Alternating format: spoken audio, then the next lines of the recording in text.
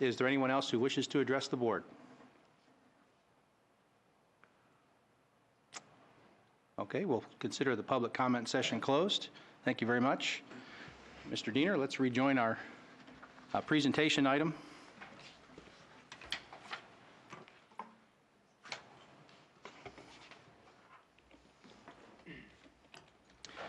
Anybody have any revelations during our break?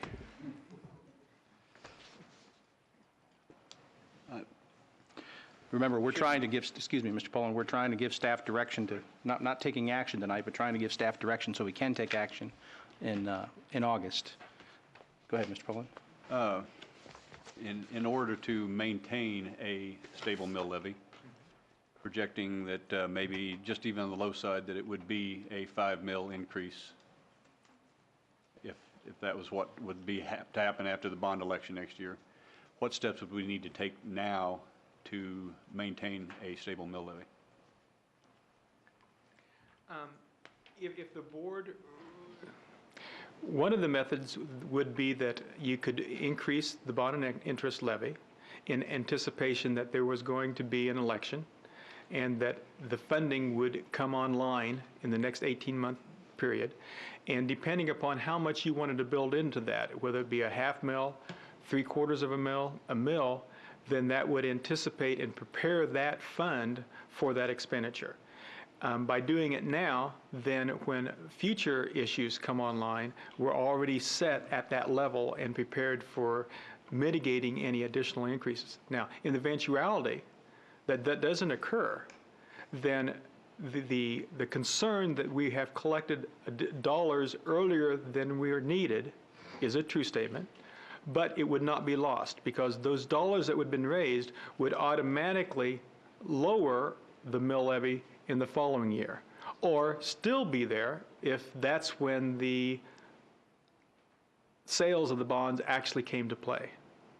I guess my question is, I'm sorry, I missed it. Next year the mill levy goes up 5 mils because of the bond. That wouldn't happen. There's virtually no way that could occur unless. When would it occur?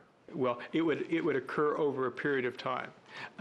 I take that back. Unless, like Ms. Ashley was talking about earlier, there was an election of so many dollars, of which 120 million of it was sold at one time, and immediately started payments on. That would be. That's a possibility. Okay, one of the things that Randy provided for us, Mr. Olathe provided for us was if we issued, say, 75 million, that would possibly increase it 4 mils next year in the range. Okay. Judge, if we did that, if that happened, to maintain a mill levy steady, what would we need to do now so that it did not go up next year? One method would be to maintain we had one scenario that we could have a stable levy now if we made the capital outlay levy 6 mils. If we made it 6 mils now, and we're told, if staff were told to hold some of those dollars for the following year, then next year the board could actually lower the capital outlay by 1 or 2 mils, which would not be inconsistent with the past. Those 2 mils then could be applied to the bond and interest fund to allow the bond and interest fund to go up 2 mils. And in essence, they sort of mitigate each other. So that would be another methodology. And let's see, this year, we were able to put 18 million into the transfers. That was just the year end. Right. Yeah. Transfers. Okay. So I guess what I'm saying is, do we not need to do anything this year to reduce the mill levy so that we're prepared for a 4 million increase next year? I think that question goes back to the board here. And I think it's goes back to what? Back to the board. It's the question I think that needs to be answered is, what's this board's goal? Is it, as Mr. Gilmore stated, below, the same, or above at the potential successful conclusion of a bond election?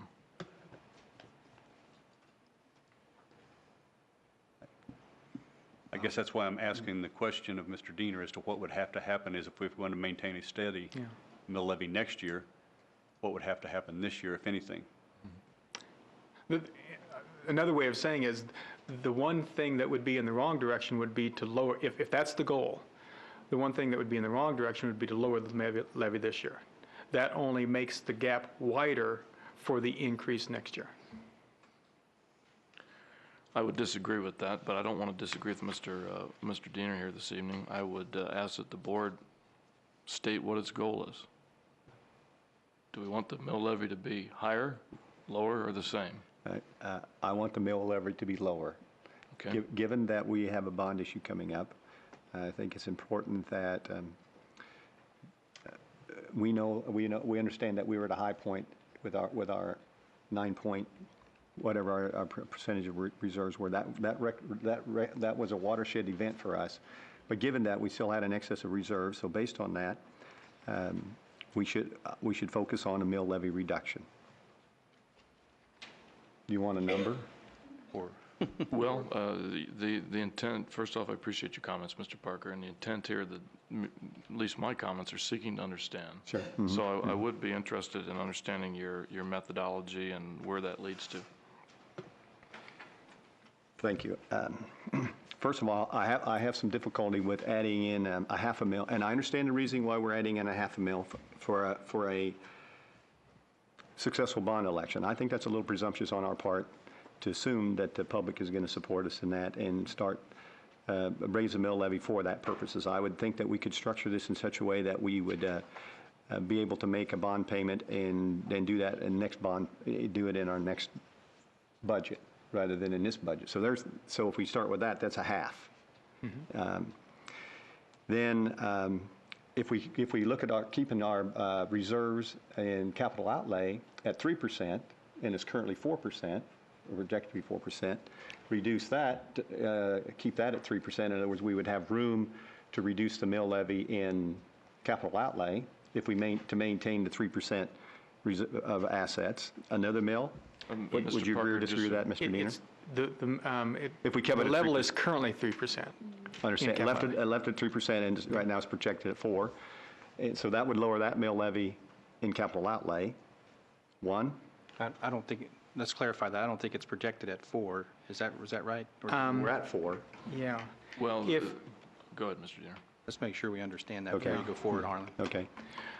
The way this is structured right now with the 6 mills,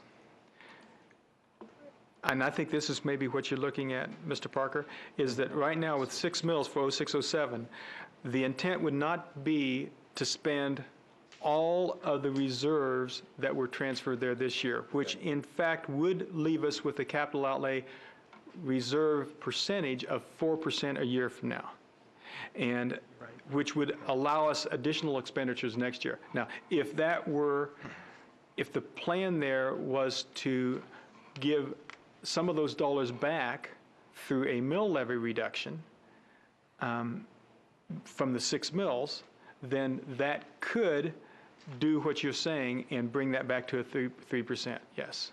Okay. And that'd be a mill. That would be 5 mills rather than the 6. Yes. Okay. So what's the bottom line? 1.5. Thought. That's 1.5 then. And so just once again, for the purpose of seeking to understand, explain to me how a 1.5 mill levy reduction today would accomplish a aggregate mill levy reduction after a bond election. It wouldn't. Okay, but did I misunderstand? It wouldn't give us it would not give us an aggregate reduction. Simply due to the fact we know that a bond's going to be in the 7 to 8, 5 to 6 range, depending on the timing of the bond issue, depending on the amortization of things we already discussed. So, Did I misunderstand then that your view was that the aggregate bond or the aggregate mill levy was to be lower? for this year, So, okay, what is your view for what the mill levy should be after the bond election? Higher, lower, or the same? I think historically, when we look at that, Mr. Churchman, depending on the bond issue and depending on the length of it and depending on how we structure that, that's going to be our choice. And I think we have some control over that based upon historical precedents as to how we would structure that, and that dictates the bonded interest mill levy, and so we have some control of that. We all realize also that if we build new schools, depending on when we build them and how we build them, when they come online, it costs money to open them, and to think that we would be sitting here with the same mill levy when we open 2 junior high schools, as a for instance, in an elementary, it's just not going to happen.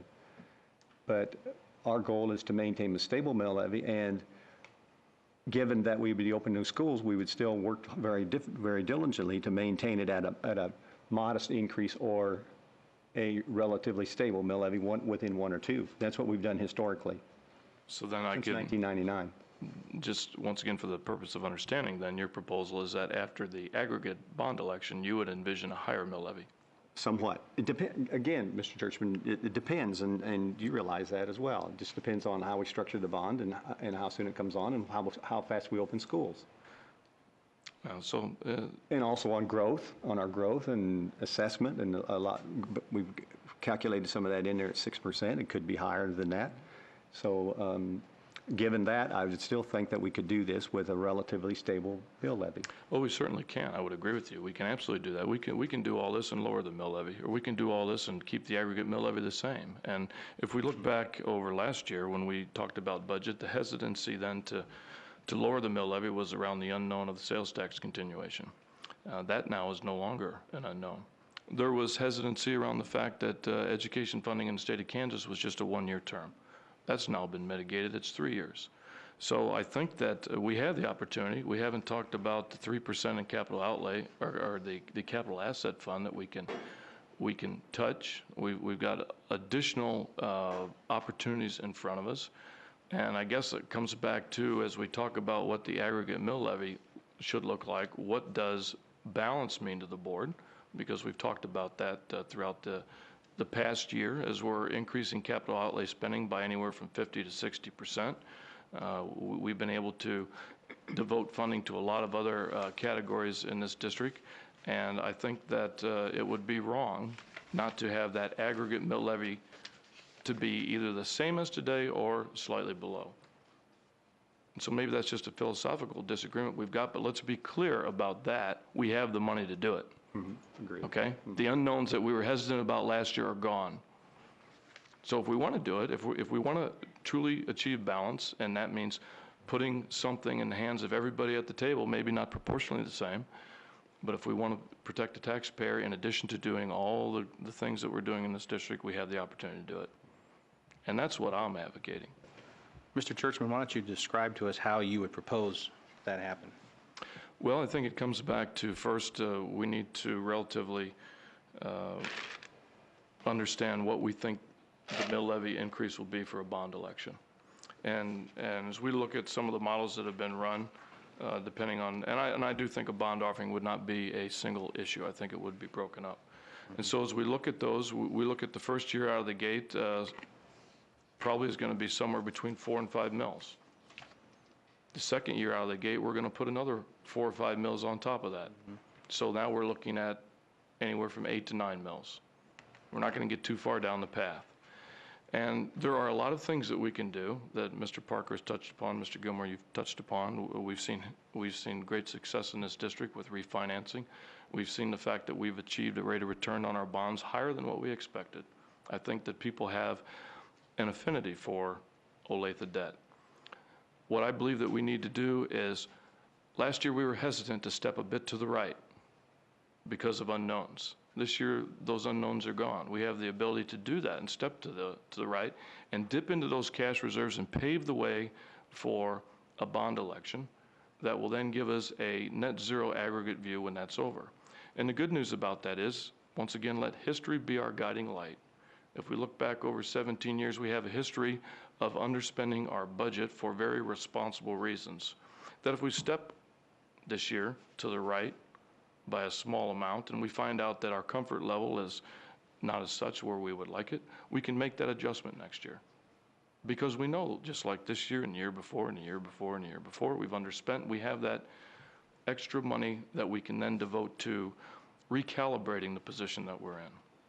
And therefore, it would be my recommendation to the board, and what I would like to see is that we go somewhere in the 3 to 3+ mil reduction, so we know that when the bond comes due, that we're expecting that net bond impact will be 0.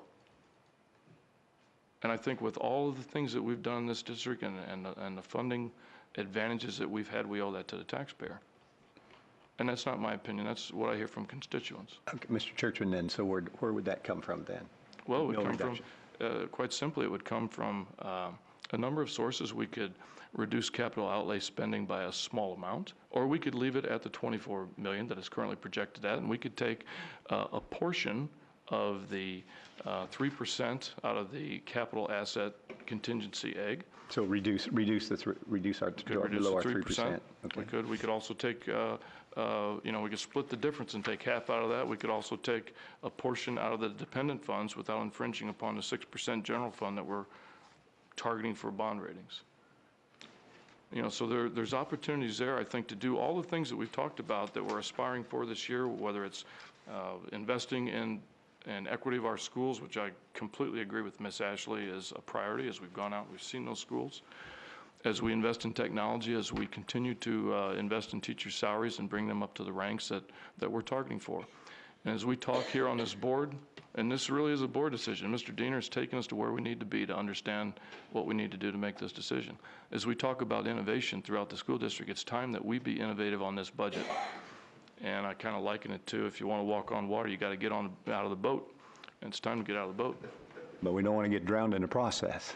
Well, see, that's where courage comes from. And the important point, Mr. Parker, there to keep in mind is that if next year at this point in time, we're not comfortable with that minor step to the right, and I think the delta between maybe what you're talking and what I'm talking is several million dollars out of our contingency upon contingency and the rainy day funds we've got, which is a negligible amount of money, we can adjust that.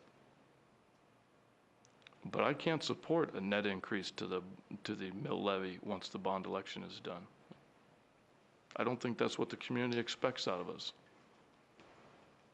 And I also think that there's value in paving the way and saying to the community, we have lowered the mill levy in anticipation of raising it for the bond election. And I think that would be a responsible and innovative thing to do. I mean, imagine that.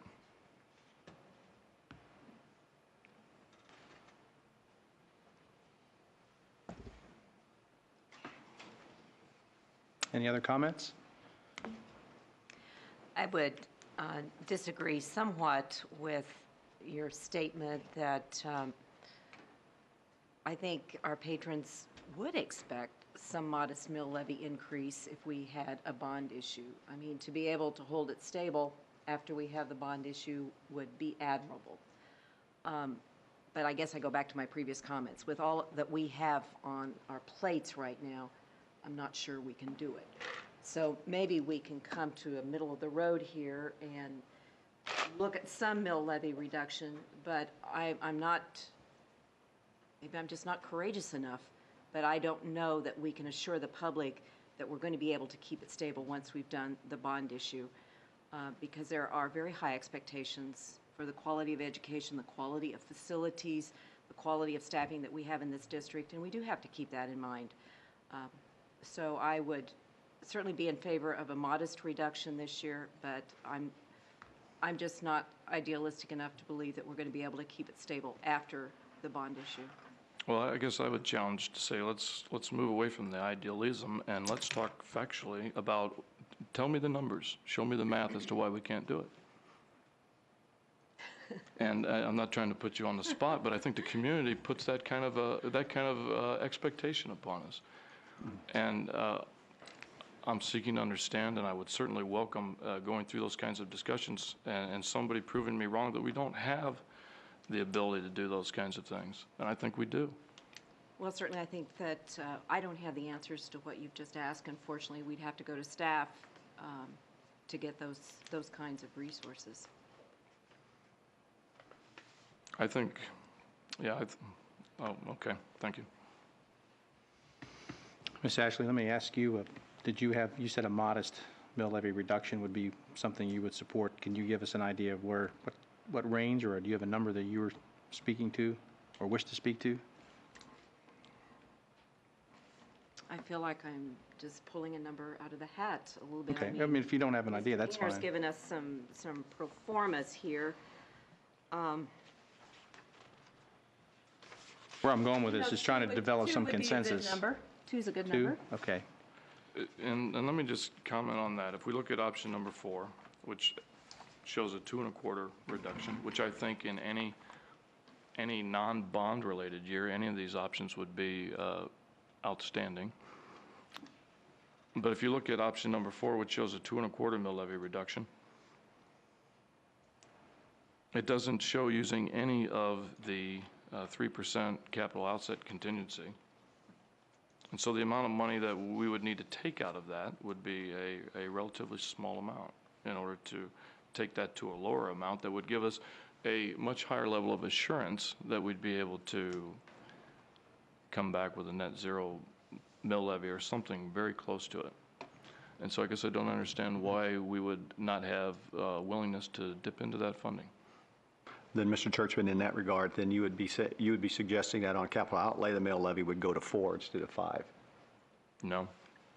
I would suggest that the capital outlay fund, the other egg in the big egg, would go to something less than 3%.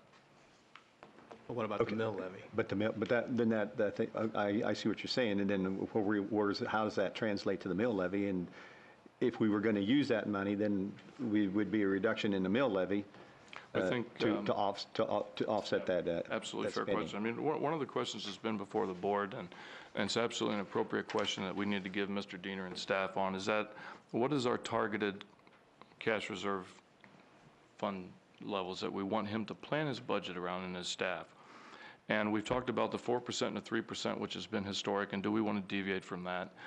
And under the following premise, I'm quite comfortable leaving it right there where it is, meaning the 4% and the 3% be the target.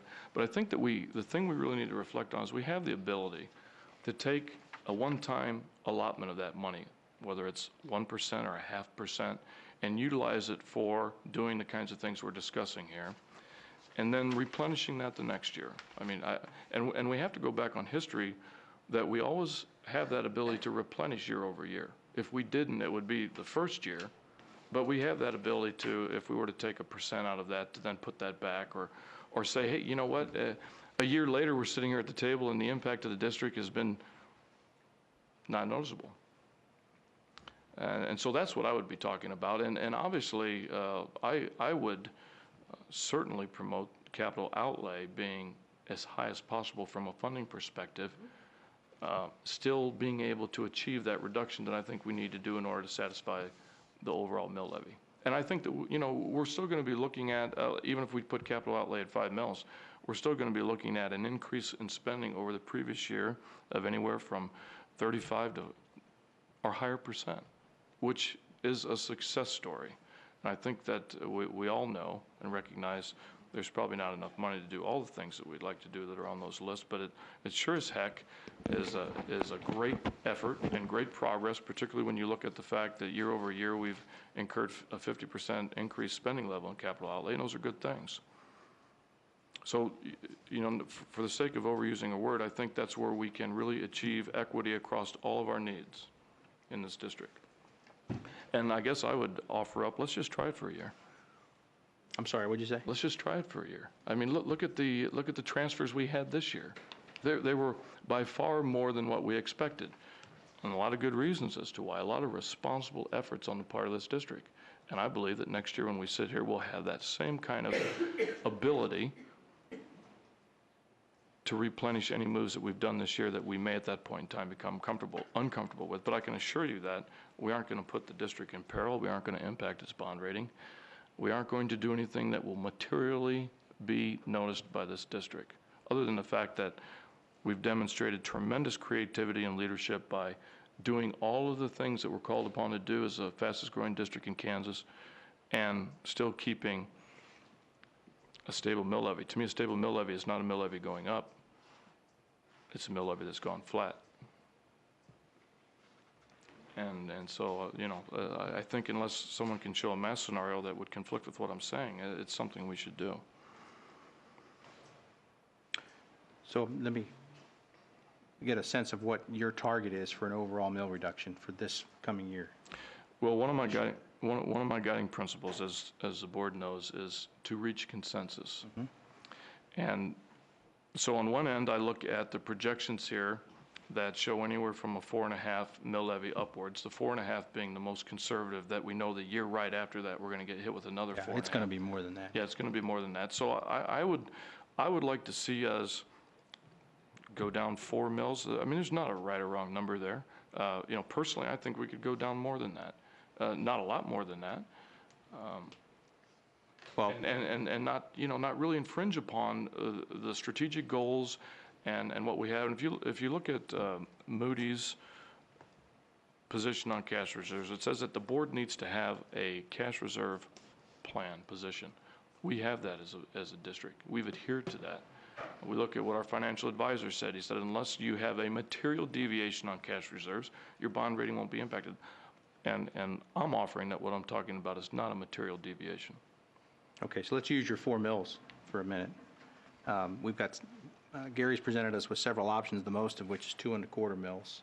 And I don't know if you would agree with the mix as he's proposed it here, or if you have another idea in mind. I thought I heard you just say a minute ago, leave capital outlay where it is in terms of the mill levy to continue to have the funds come in, but so where were you proposing to drop the mill levy then? I think the mill levy that Mr. Diener has shown an option for has a lot of great attributes to it. And so where would the 1 3/4 mill come from is basically your question, right? The additional, Yes, exactly. if you agreed with that, I'm not saying you agree with it, but if you agreed Right, with if that. I did. I would say leave it basically the way it is, not to say that it can't withstand manipulations, but other than that, I'm not advocating changing that. What I am saying is where you go up to where it says use of operating reserves one time of 1.3 million, I'm saying that we dip into the other egg, and I go back to that because it's a very good visual, the capital outlay fund, and we take a piece of that. And so you add a second line item there, one-time uses of the cash reserve, and then you go back to the dependent funds egg, and you don't infringe upon the 6%, and you take the remainder from there, which Okay. would be a small amount, and that's how you would achieve it. I'm trying to connect the dots. So basically, you're saying we would basically come through it in somewhere in the use of the LOB, I guess, and the related mill levy associated with that. And don't let me misspeak, Gary. I'm trying to connect the dots on how we would, if we're not going to touch the capital outlay mill levy, leave it at 5, as you've got in scenario 4 here. No, well, There's two separate issues. Yeah. Right. Reserves are one issue. The 6 levy funds, which are identified, is a different issue. If you want the levy to be reduced, some or multiples of those 6 have to be reduced. Just spending reserves does not do anything to lowering the levy. But I think, if I understand Mr. Churchman right, he's talking about utilizing some of these reserves so we're less dependent on, for example, LOB money, which means we could lower the mill levy related to LOB for this year. It would have to be that or the BOTA. And I would, the BOTA, yeah, either one If of we were going to those. do it, I'd say BOTA, because BOTA does not have state aid associated with it. That was, okay. Let me clarify then, because your question is a good one, and so let me make myself more clear on it. And Mr. Diener, if I get off track, stop me, please. You would, in a sense, be, let's just take capital outlay and lowering that mill levy. You would then be subsidizing it back with one-time uses out of cash reserves. So the net effect would be 0 to the bottom line of what we would have in our ability to spend. But then the next year, you're at a lower mill levy, which means you're not going to produce as much revenue as the year before. And you How do you could, plan to make up that difference? well, I mean, you look at it at that point in time, and you could you could raise it. See, one of the things I'm concerned about, Mr. Churchman, is, and I don't have the answer to this, is we look at what's being proposed in the bond issue.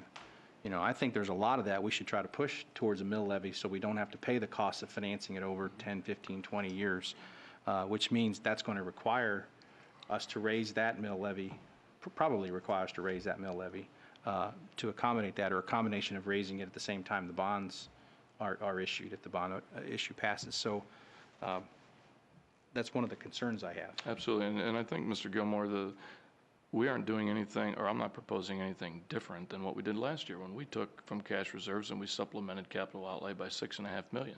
It's the same thing. It's just maybe a different amount. But we did the same thing last year. So if I'm understanding you, you're basically counting on some of the underspending to be able to transfer back and replenish that Yeah. and leave the mill levy wherever we might adjust it. Right, if we so chose to do that, I got you. which, certainly I think it would be a good avenue to try. And I go back to the history that says year over year, we've historically shown that ability to have that funding to replenish or put it wherever we want, that, keeps us where we feel comfortable. And I think, I want to go back to say that if we looked at any of these four scenarios in a non-bond year, once again, it'd be outstanding, but we've got a unique attribute this year in the bond. Anyone else? Mr. Poland? I love hearing this discussion because it brings so much to the forefront. The thing I'd like to add to it is that,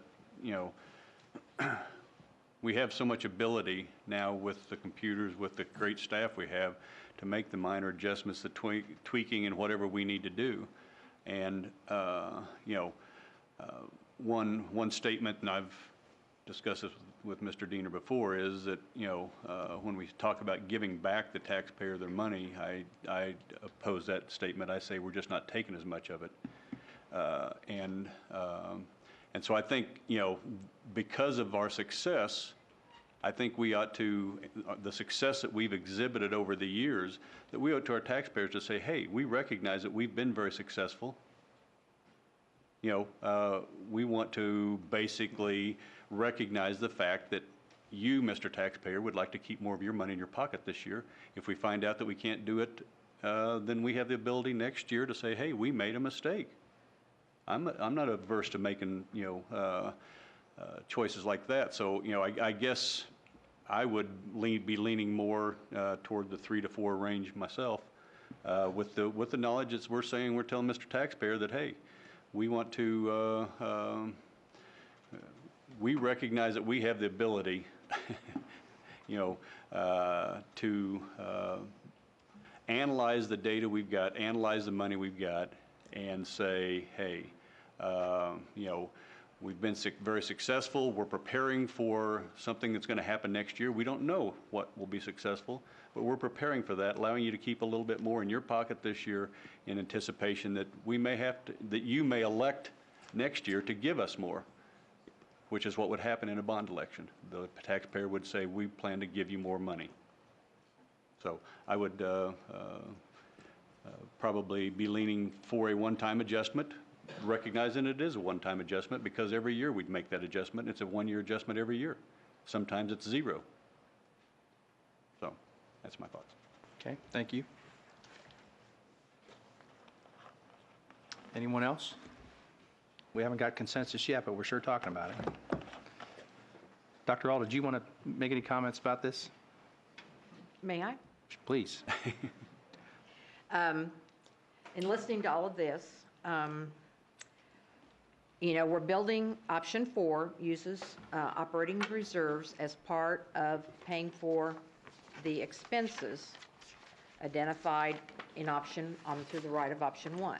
And school's starting in a few weeks, and most of the teachers are hired, and we're close to finishing salaries. So when we talk about using the one-time funds, we have tried here to be very out-of-the-box thinking in response to some of the discussions here. So where we have seen parts of the budget for this next year that would not necessarily have to be replenished the next year, it might be new software, those kinds of things. We've tried to aggregate those to use cash balances to help fund this budget. Now, Mr. Diener doesn't like using reserves to fund a budget because it looks like you're using your savings for ongoing costs. But we've tried to really look at that. So you've got $1.3 million built into option 2. You're not maximizing all of your operating authority. That has been a challenge for us in the past to have those limits. The 2.25 here is something that I think we can make work.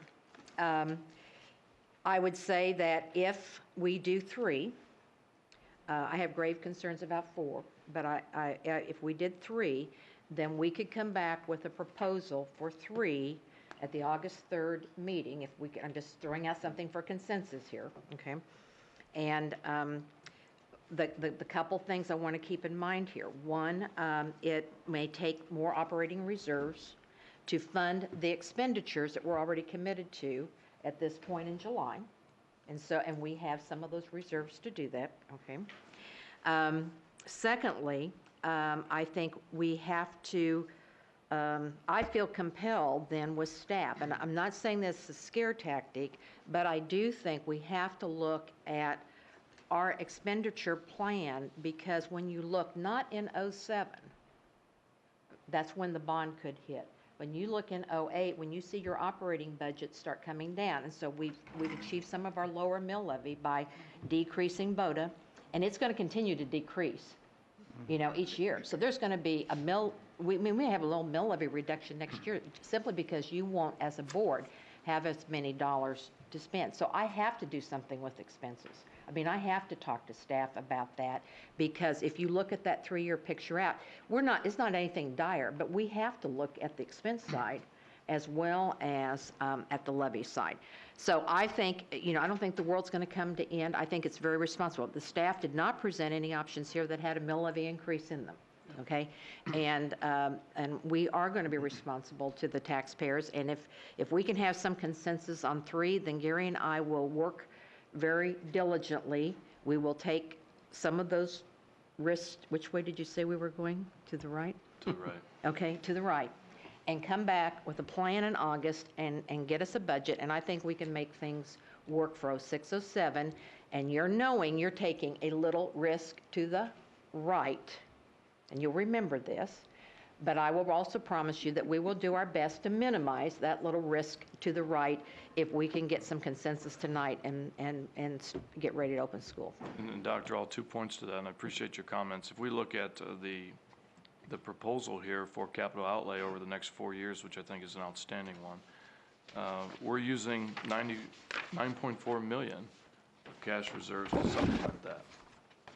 And so it's no different than what I'm talking about here, and we used $6.5 million of it last year. So I think the news is that we used $6.5 million of it last year, and lo and behold, here we are again, and we've now got $9.4 million that we're able to use, and that's all good news. And so we should take comfort in that. I also think, correct me if I'm wrong, Mr. Diener, but as we continue to build new schools, and Ms. Ashley so accurately stated we're going to need to do that, that BOTA number will, in relative terms, go up. Meaning, as we build a new school, we infuse into BOTA. Now, I don't know if the net of it will be an increase, but we'll start to put back into BOTA. That won't probably occur, the projections until about 2011, or it won't occur until the next high school is built, Okay.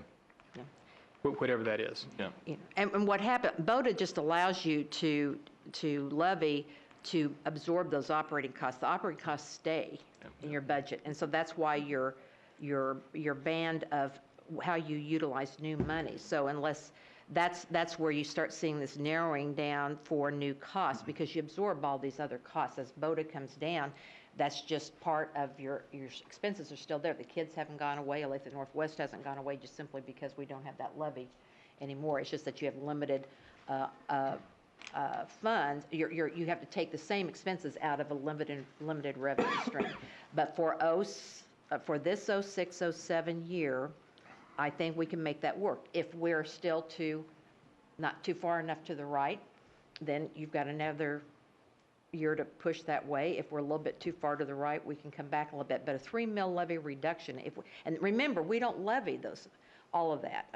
That's part of that is we come up. We're not like the city or the county where you set a mill levy. There are some levy funds here. That's what we can control a little bit. So, but part of that is some assumptions based on what our budget is and what our estimates are of the mill levy we'll take there. But I think Gary's been very accurate or very close to accurate in the past on that. And I think a 3 mil levy reduction is a significant reduction when you look around the other government entities and still be able to say this year that we can provide the services promised. It is. I think it's a tremendous kudo to the staff and to the district to do those kinds of things. Dr. All, based on your recommendation, if you tell me that staff can make that work, I would be supportive of that. Just a couple things that I want us to remember.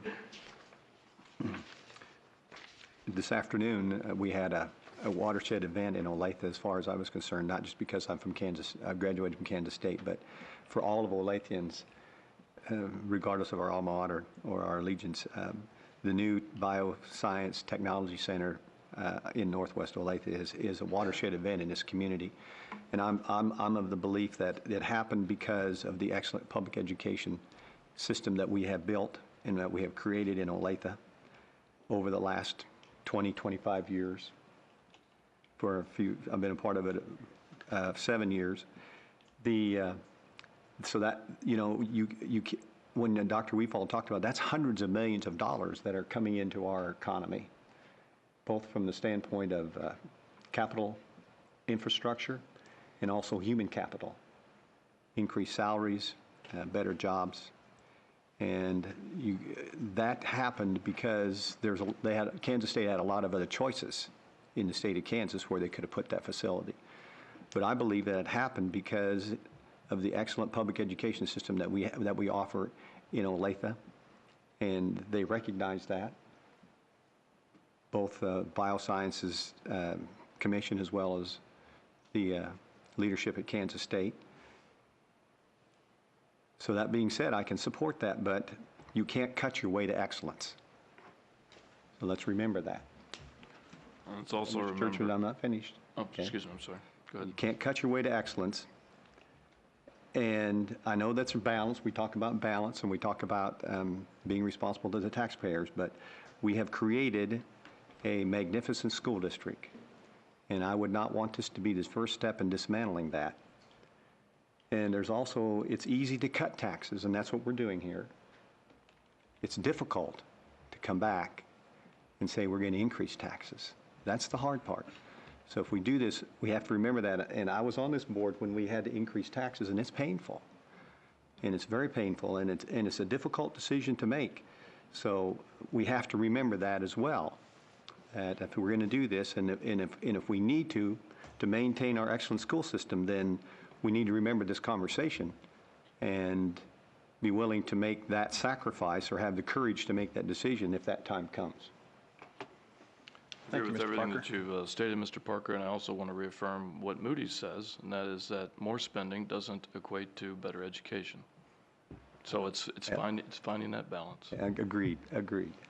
And I'm willing to go with this to see if we can strike that balance. But I just want us to remember that if it doesn't work, then we have to have the courage to say it didn't work. I just,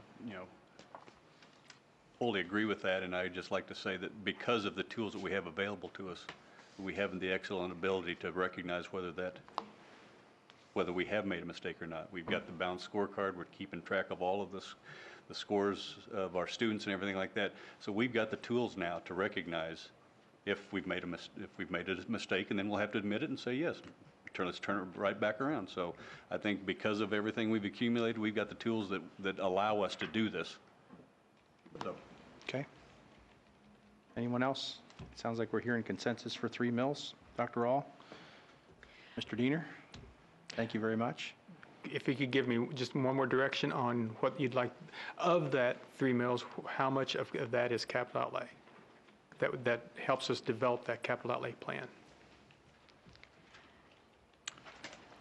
The rest will be sort of the balancing of the 3 mills, but the capital outlay is like Dr. All just said, that's the only levy fund that we tell the county, here's the levy we want it to be.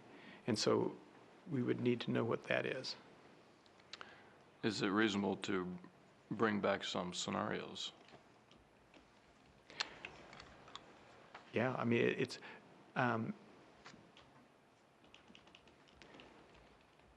yes.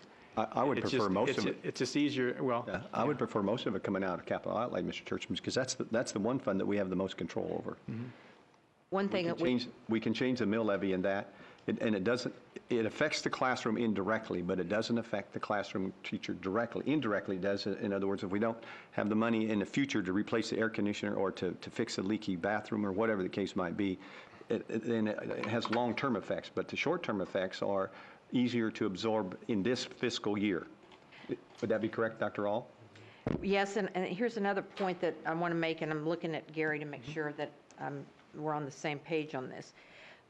Because in that first year of the 4-year capital outlay plan, if we adjusted the forwarding of some of those reserves, in year 2 to this year to make up for the mill to go to 4, then we've kept it one-time costs.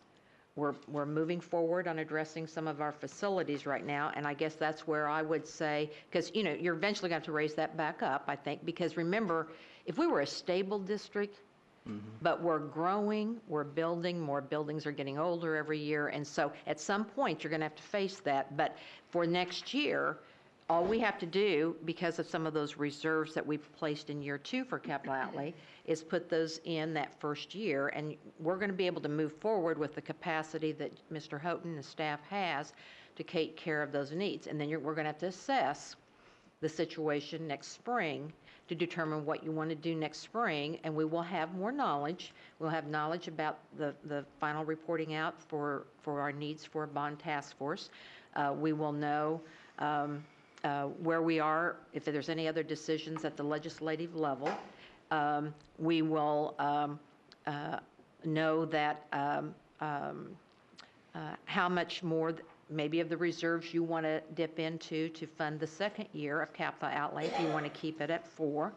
So those are, where you put your transfer funds. So I think you can take it this year, and it's not going to hurt the classroom or slow down the projects this year. But you're going to have to look at new information next year and make your decisions based on that information, of which there could be some different scenarios, not all of which can be predicted tonight. So what you're talking about, Dr. Allen, I think that's a great suggestion, by the way, is you're roughly taking out of the $3.8 million for 07 and 08, $1.25 million and moving that into 06, 07.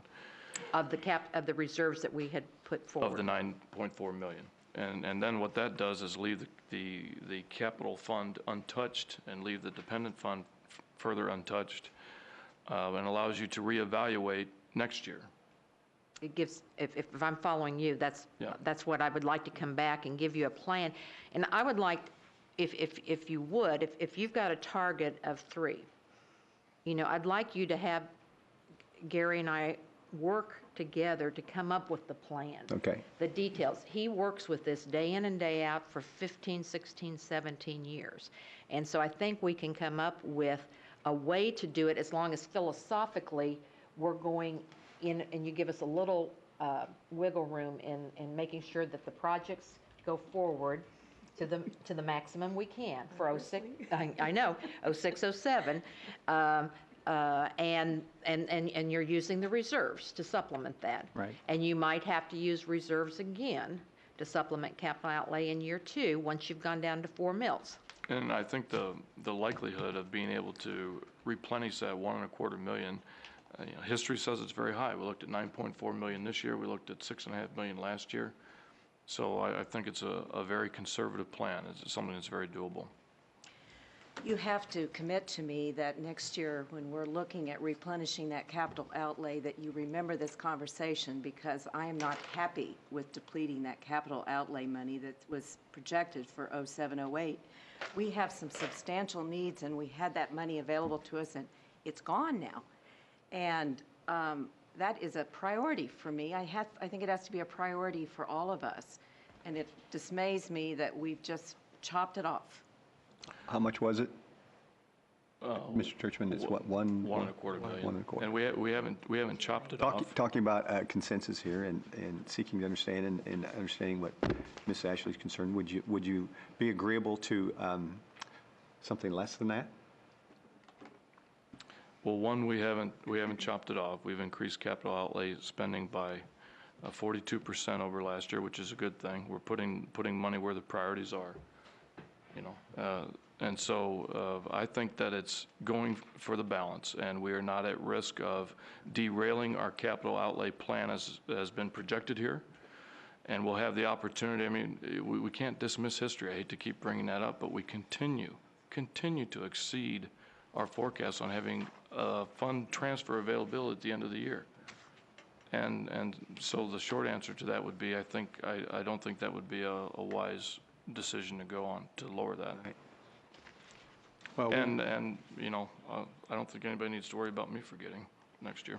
well, this has been a good discussion. I think what you're hearing is the 1 mil reduction in the capital outlay, and then you can adjust it from there, work with Dr. All to bring that back to us, Gary. And this will be good for us to reevaluate this a year from now and see where we are.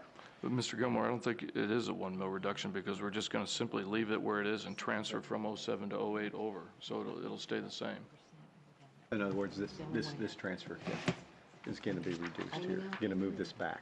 I guess, Mr. Diener, we'd ask you to confirm that as you go through your evaluations.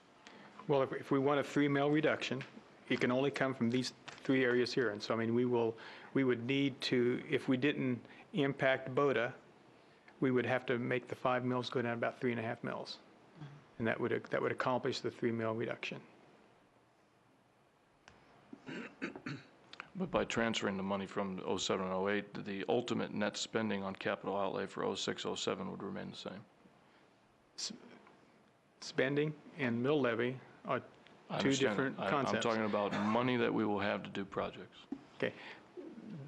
The dollars for projects can remain the same, but the reality is that we would have to lower the mill levy for capital outlay to 3.5. True. I mean, that's, you can We don't do touch the whatever other you two want to with the areas. spending. What's that? If we don't touch the other 2 areas. Right, if we don't touch the other 2 areas. And then the spending, you can decide not to spend it and increase your reserves, or you can spend down to 0%, and increase the numbers of projects by additional millions. I mean, the discussion of the mill levy is separate from the discussion of the percentage of the reserves right now. So it's 2 different discussions. And I would like to see, as I know we've got a lot of aggressive expectations on the staff, but to me, spending it down to 0 would be a good thing, and that would be accomplishing more. And I know it's a resource constraint. Mr. Houghton does a great job with what he's got, so, no criticism there. If you look back on the 4 options that Mr. Diener put in front of us, look at option 3, which has the LOB at 30%, leaves BOTA authority at 100%, leaves the capital outlay at 5 mils, there's an overall 1.5 reduction there. If we're looking for another 1.5 reduction in the mill levy in order to ease the burden on the taxpayers, it's got to come out of one of those 3 line items, is what he's saying. I think he just said it'd have to be in, the mill levy for capital outlay would have to go down to 3.5 to accomplish that if we left the LOB at 30% and didn't touch BOTA funds. Correct. And LOB has additional state aid that comes with it, so Right. I understand your comment to probably leave that alone because it maximizes the state aid that we receive. Correct. So I just want to make sure we're all clear. If we're agreeing with consensus on 3 mils, it's going to come out of the capital outlay levy, most likely. It's going to have to. And using where we are on option 4, is that what you're saying? Because we've already, Option 3 is what I Option was talking about. Yeah. I mean, that's where I'm trying to get to. If we don't want to touch LOB and BOTA, it's going to have to be option 3 and another 1.5 mils off of the capital outlay. If we're okay with going to 92% of BOTA, as you suggested, it's the 3/4 of a mil that we're looking for under option 4. Mr. Gilmore, I think Dr. All was talking about giving the staff the latitude to work with either capital outlay and also the reserves in the white part of the egg. Okay. To come up with that 3 mils. So not necessarily pin them down to the 1.5 in capital outlay, but give them some flexibility in regards whether it would be a combination of capital outlay and some reserves in the dependent funds. Okay. Okay. So that's what I'm hearing. That's fine with me. Is that fine with everyone else? Okay. Mr. Diener, does that help you? That's very helpful. Thank you very much. Okay. We'll make it work. Good. Thank you. Where are we? We're on consent agenda. If we can move to section 5. These are items that are considered routine in nature for the board to approve in one motion. However, we certainly can have anything taken off the consent agenda and discussed or voted on separately. If you have something or questions you want to have for staff on any item in there, we can do that. Item 5.07 regarding financial depositories has been moved to the August agenda. And there was one other one. The cosmetic boundary adjustment in 5.12 for Cedar Creek has been moved to a written information report later. So excluding those two items, what is your pleasure?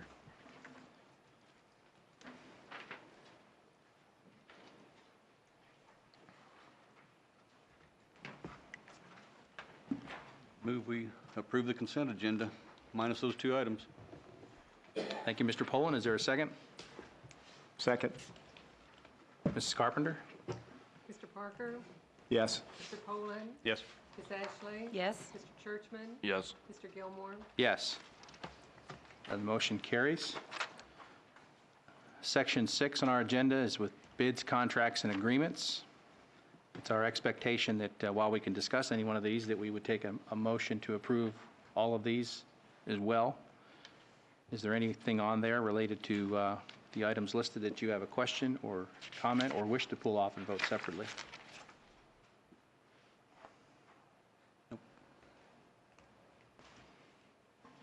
Okay. Then a motion would be in order. I move that we approve bids, contracts, and agreements as listed. Thank you, Ms. Ashley. Is there a second? Second. Thank you, Mr. Poland. Any further discussion? Mrs. Carpenter? Mr. Poland? Yes. Ms. Ashley? Yes. Mr. Churchman? Yes. Mr. Gilmore? Yes. Mr. Parker? Yes. And the motion passes. Section 7, dealing with other action items. 7.01 is meeting dates, locations, and times for this coming school year. Does anybody have any desire to change from our protocol? I didn't check, I should have. If not, we'll entertain a motion. You're laughing at me. What am I doing wrong? You're not doing We're it. not laughing at you. I commented that we need to avoid our birthdays next Oh. year. I think 3 of us had our birthdays on board meeting dates. Okay. Memorable events. Don't take that personally. Mr. President, I would move that the board would make the first Thursday of each month at 5:30 p.m. with the third Thursday reserved for special meetings as our meeting times for the next fiscal year. Thank you, Mr. Parker. Second. Seconded by Mr. Poland. Any discussion? Mrs. Carpenter? Ms. Ashley? Yes. Mr. Churchman? Yes. Mr. Gilmore? Yes. Mr. Parker? Yes. Mr. Poland? Yes. The motion passes. 7.02 is an appointment of a board representative to the Olathe Public Schools Foundation Board for this school year. Would someone like to volunteer? I would like to ask if the- nominate, go ahead, Mr. I was just going to say, I'd like to ask if the two present members would continue. Would like to continue, I guess. Actually, I believe they're looking for a representative. Dr. All, do I have this correct? I'm sorry, They're looking for one representative from the board to the Olathe Public Schools to the Public Foundation? Schools Foundation? Yes. Both Mr. Parker and Ms. Ashley have served as foundation board members in the past. And actually, this last year, we really didn't have a board representative because there were already 2 board members finishing out terms. So this is your, and I think Mr. Hoagland was the official board representative in prior years. So this is your opportunity to appoint a board member to represent the Olathe Board of Education on the Public Schools Foundation, I believe as an ex officio member. Given my experience on the board of the foundation board, of advisory board of the foundation, and while working with Ms. Ashley, I would like to ask Ms. Ashley if she would consider being the board representative. She has 6 years' experience on the foundation, has worked very hard on the foundation and knowledgeable of foundation operations.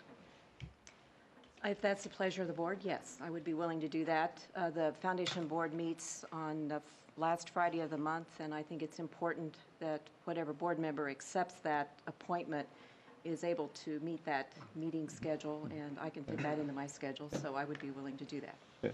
And just for information for the board and the public, in that Ms. Ashley and I were on the board previous to coming onto this board, so we just finished our terms on the foundation board, and and we're not really representing the board. I was representing my constituency and the community and working on the board.